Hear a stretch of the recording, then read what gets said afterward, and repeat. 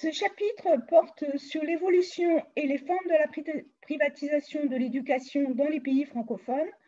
En tout, 18 pays ont été pris en compte, 17 pays d'Afrique subsaharienne et Haïti. Il s'agit de montrer quelles sont les tendances de la croissance des acteurs privés et les différentes formes de la privatisation dans l'enseignement primaire et secondaire. L'un des apports de ce chapitre est d'identifier et d'analyser les différents types d'écoles privées, qu'elles soient à but lucratif ou non lucratif, comme par exemple les écoles communautaires créées et gérées par les parents.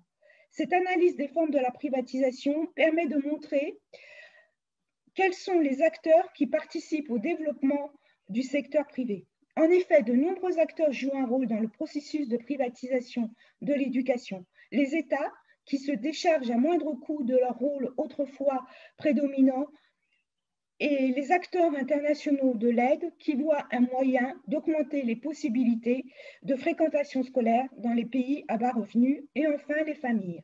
Celles-ci ont des stratégies différentes selon les classes sociales.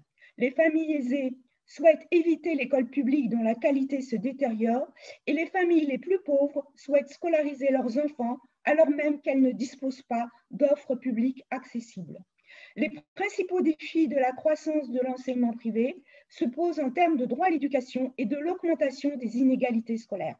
Le droit à l'éducation est remis en cause par l'absence d'écoles publiques de qualité, accessibles à tous, tant d'un point de vue physique que financier, ou par le coût trop élevé des écoles privées.